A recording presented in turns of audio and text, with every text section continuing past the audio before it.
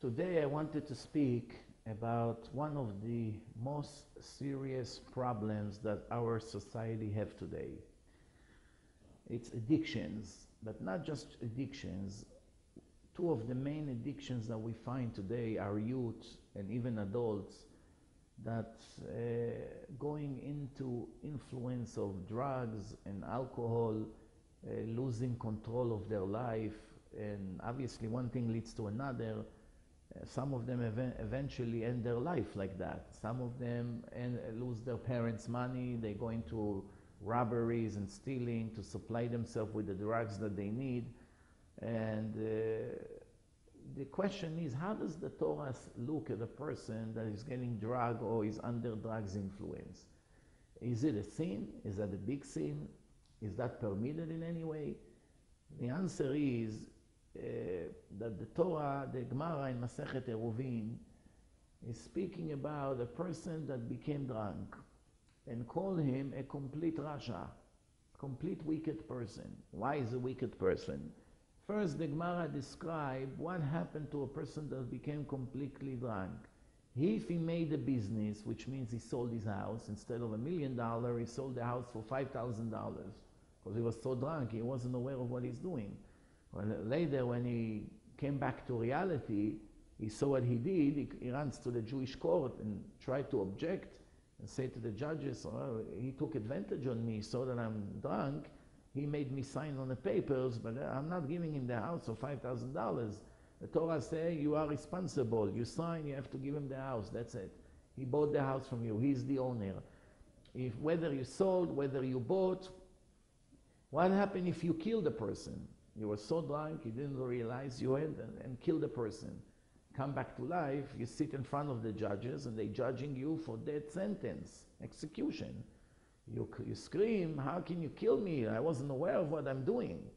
So the rule, the Torah is saying, this is the Halacha in Shulchan Aruch, the Jewish book of law, that everything that a sober person is liable for is also liable for when he's drunk.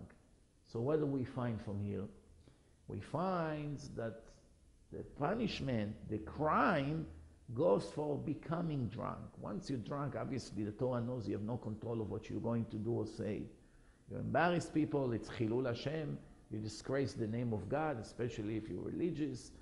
You drink, people see the way you are, you embarrass your wife, you embarrass your parents.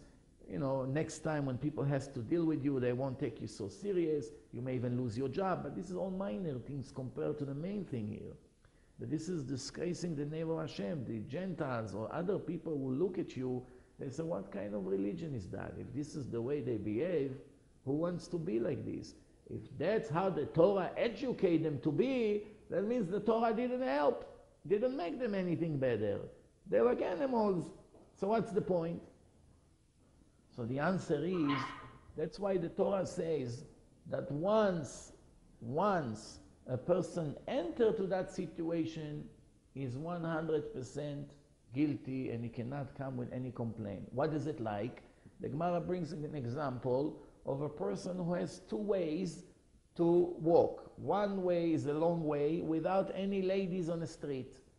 And the other way is the short ways that full of ladies and they're not modest. And he's thinking, you know, I don't want to walk there and look at the ladies, but since it's a much shorter way, I will go and close my eyes. And he went through the short way, and he did not look at anyone. And right when he made a shortcut over there, you know, when he went through, he really did not look at any one of the girls. The Torah says, how do we have to look at a person like this? Is he righteous or wicked? Is what he did was a good thing or bad thing? So if today we find a person that walks in a street full of ladies and he doesn't look at even one of them, right away we say, wow, what a holy man. Let's run and get a bracha from him, a blessing from him. How many people like this you know in the world that willing to walk in a street like this and close their eyes completely from not seeing anything, not modest? The Torah says the opposite. The Torah says he's wicked. Why is wicked? He passed his test. There was a hard test. And he passed the test, he should be righteous, not wicked. The answer is, and this is a message for life, the answer is like this. putting yourself in a jeopardy, in a place that you may lose control, that you won't be able to hold yourself.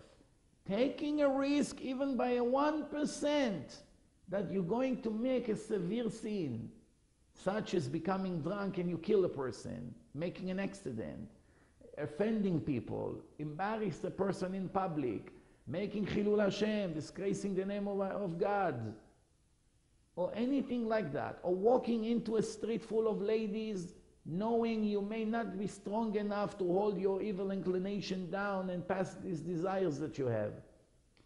Knowing it's possible to make a sin and still taking the risk, it's an indication you don't have any fear from God and sometimes even no respect.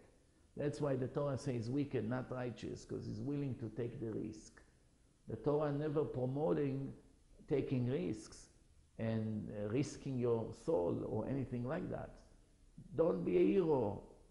Don't hold yourself as a hero that you can pass those tests. If any, we pray every day to Hashem to save us from tests. King David wanted a test. He couldn't pass the test. He wanted to be like Abraham, Isaac, and Jacob. And God told him why they are considered the most legendary ones, because they had tests and they passed them. You still didn't have a severe test. He said to God, test me.